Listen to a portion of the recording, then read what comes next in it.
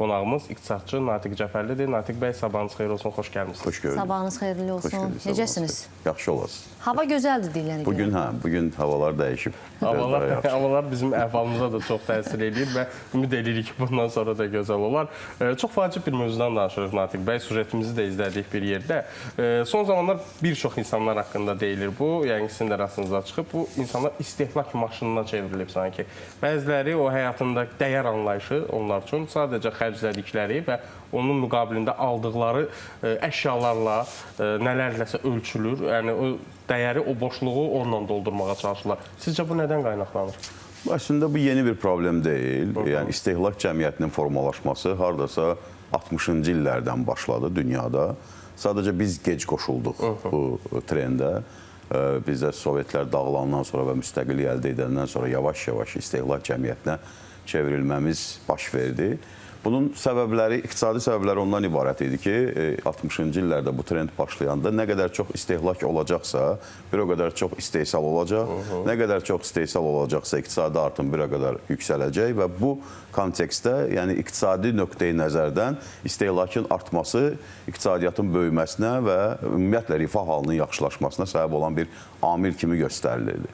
Hardasa 90'ların sonu, 2000-ci illərin əvvəllərində bir minimalizm stili yaranmağa başladı. Əsasən də Avropa ölkələrində biz bunu gördük. Daha minimum istehlakla öz ehtiyaclarını ödəmək prinsipi önə çəkildi. Amma sizə inandırım ki, bunun çox böyük əleyhdarları oldu. Həddindən artıq.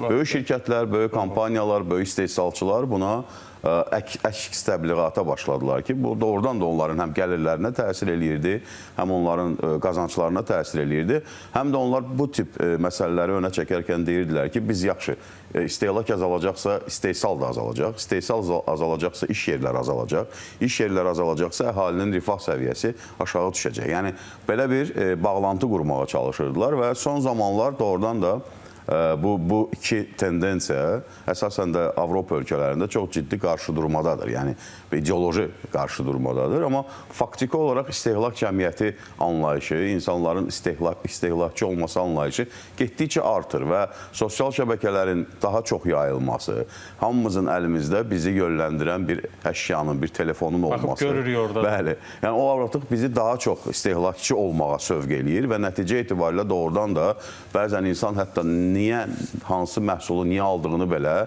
sonradan düşündükcə tapa bilmir. Yəni, niyə mən bu məhsulu aldım? Baxmayaraq ki, kənardan doğrudan da ciddi təsirlər var. Əslində, baxanda və görürsən ki, aldıqlarının hamısı da istifadə olunmur. Yeri gələndə yarısı qalır, yarısı istifadə olunur, yarısı nə bilim haralara gedir. Elə, hətta siz 2000-ci illəri qeyd elədiniz minimalizm üslubundan. Elə statistikaya əsasən 2000-ci ildən bu yana daha çox geyim alanların sayı daha da artıb. Bilmirəm, bu acığa düşüblər, minimalizmi əks gedərək daha çox almağa başlayırlar və həm də çox alanların sayı artsa da aldıqlarını tam istifadə edənlərin sayı 60%-ə düşüb. Yəni, təsəvvürünüzə gətirin ki, 40% məhsul gedir harasa bilinmir. Və nəticədə bu tullantıya çevrilir. Sizcə, niyə insan lazımı qədərindən daha çox alır? Yəni, bunun arxasında bir, dedik, təbii ki, sosial şəbəkəni qeyd elədik, amma bir psixoloji bir yanaşma da varmı? Yoxsa doğrudan da gözəldir, hər kəs almaq istəyir, daha sonra düşünür ki, lazım deyilmiş? İnsanın doğuşdan yaxşı yaşamaq, yaxşı geyinmək, yaxşı yemək kimi bir həvəsi var. Bunu insana qadağan eləmək olmaz. Təbii. Amma Azərbaycan reallığında elə bir ki, biz iki atalar sözünün arasında qalmışıq da. Biri ayağı yorğanlığa görə uzat, bir də qonşudan qalmadılar. Yəni, bir-birini təzadlı fikirlərdə, o ikisi də bizdən çıxıb. İki təzadlı fikrin arasında qalmışıq deyə. Mənə elə gəlir ki, belə mənzərənin yaranmasına da bu səbəb olur. Amma insanların geyim həvəsi, insanların yaxşı görünmək həvəsi normaldır. Yəni, belə də olmalıdır.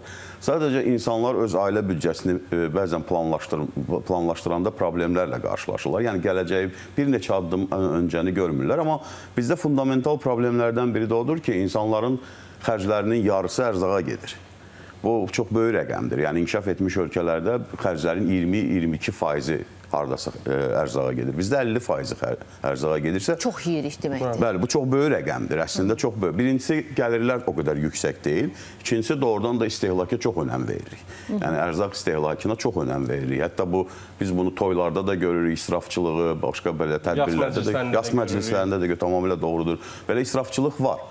Amma bu ərzaq məhsullarına xərclərimizin azaldılması üçün gəlirlər artmalıdır ki, faiz nisbətində ərzağa xərclədiyimiz vəsait azalsın.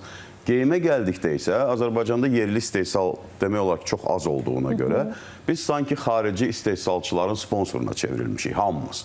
Yəni biz daha çox geyim istehlak etdikcə, aldıqca daha çox xarici fabriklərin, zavodların, oradakı işçi qüvvəsinin inkişafına sanki xidmət edirik. Ona görə də bax bu istiqamətdə də yerli istehsalın da gücləndirilməsinə ehtiyac var. Zaten bunun qarşısını almaq və ya da bunu hansısa formada idarə etmək çox çətindir.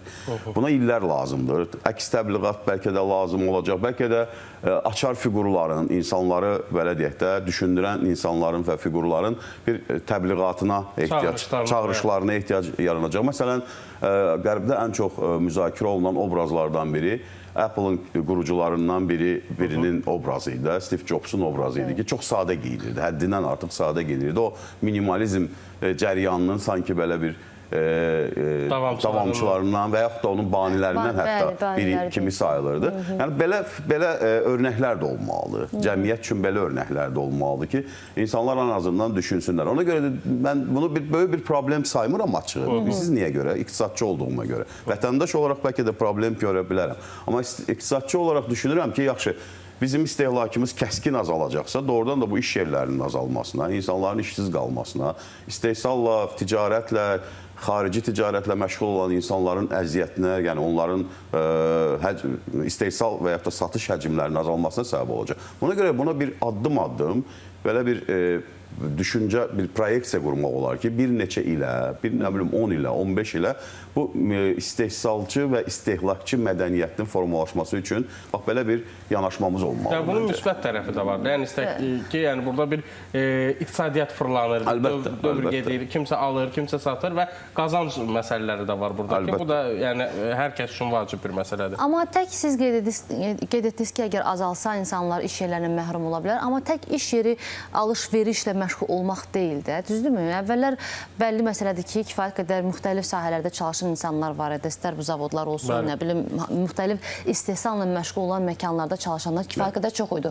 Və həmin məkanların azalmasının nəticəsində insanlar artıq bu alış-veriş məsələsinə daha çox istiqamətlənməyə başladılar. Və təbii ki, sizin sözünüzə qüvvət, əgər o da aradan çıxsa, insanlar nə ilə məşğul olacaqlar, sualı çıxır ortalığa. Amma burada məni həm düşündürən məsələ odur ki, məncə o geyim məsələsinə fokuslanırıqsa biz, geyimin qiymətinin də çox əlçatan və çox ucuz olması burada daha çox istehlakçının çeşid də oldu, qiymət də daha çox almasına gətirib çıxarır. Məsəl üçün, siz dediniz ki, yerli məhsullar, yerli geyimdən gedir söhbət, markalar kifayət qədər deyil, amma var və kifayət qədər də bahadır. Bəli, yerli markalar biz daha bahadır. Bəli, mən bu yaxınlarda mağazalardan birinə daxil oldum və bizim yerli məhsulun, yəni yerli markanın məhsulunu gördüm. Harca 450 manata, 400 manata bir sadə bir pencəkdir. Niyə bahadır? Çünki yerli məhsuldur. Amma onlar da çox üzr istəyirəm, bunu əsaslandırırlar ki, biz keyfiyyətli məhsullar ithal, daha doğrusu xaricdən alırıq da, ithal edirik və bizim də xərclərimiz çox olur. Təbii. Onlar da bunun əsaslandırırlar. Əslində burada məsələ onların baha və yaxud da qiymətinin yüksək olmasından getmir söhbət. Digər geyim məhsullarının hansının ki, onlayn biz sifariş edirik, onun çox ucuz olmasından gedir söhbət ki, yəni çox 400 manata siz bütün nəsli geyindirə bilirsiniz. Çox əlçatan. Çox əlçatandır. Yəni sizcə bu qiymətin də aşağı olması daha çox alışa sövq etmirmi insanları? Təbii ki, təsiri var, amma alan insanlar bilsələr ki, o aldıqları pal-paltar nədən istehsal olunub, bəlkə də o haqda düşünərlər. Çünki bir çox halda plastikdən istehsal olunur. Bəli. Onun istehsal videoları belə var. Bəli, kimyəvi maddələrdən istehsal olunur. Ona görə ucuz başa gəlir.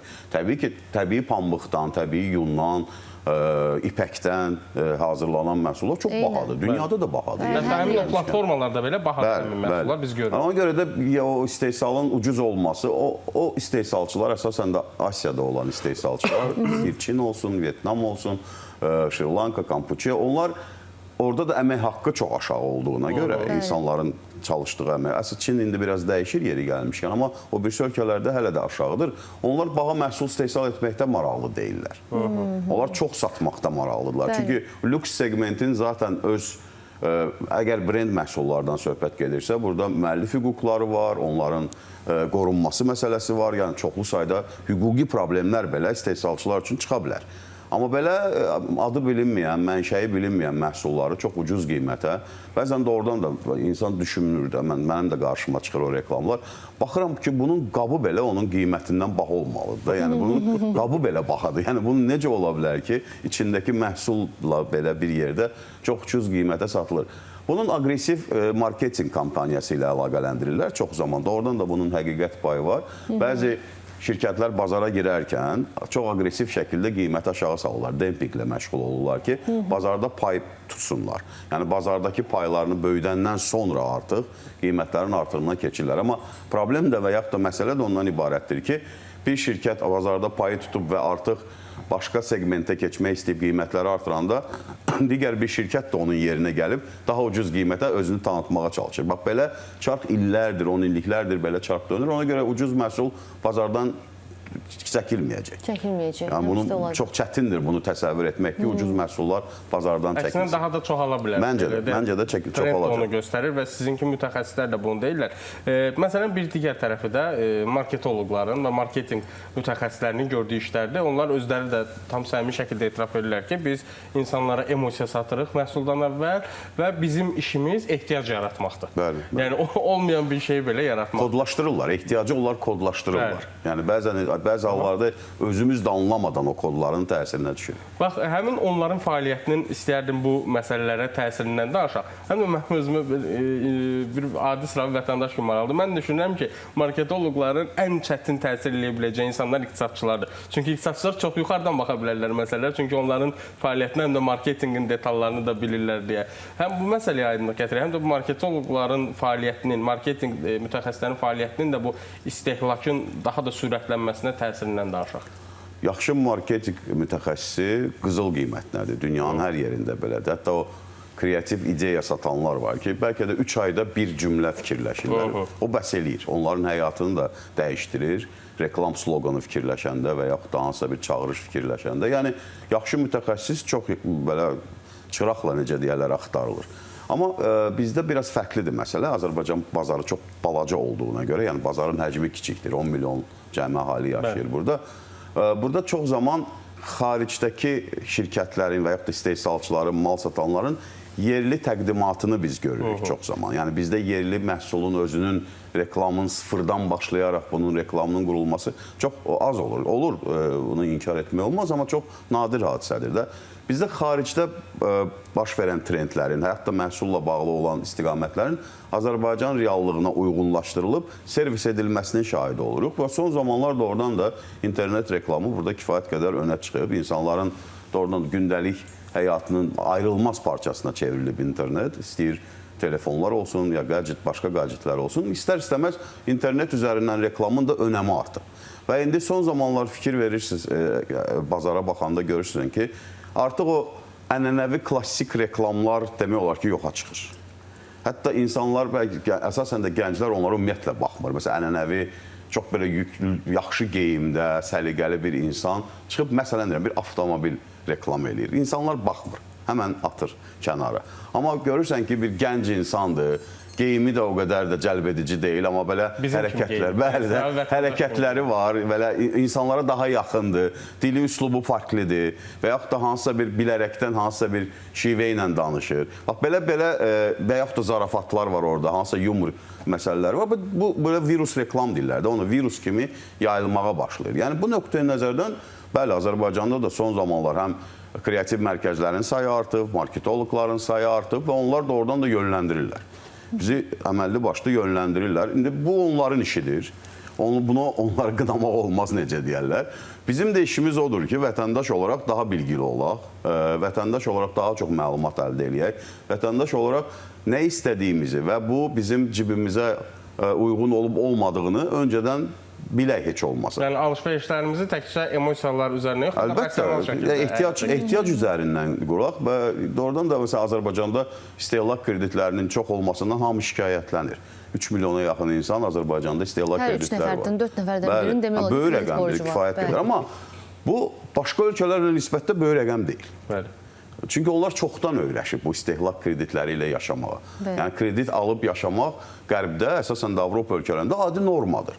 Sadəcə orada bizdəki və oradakı ən böyük fundamental fərq nədən ibarətdir?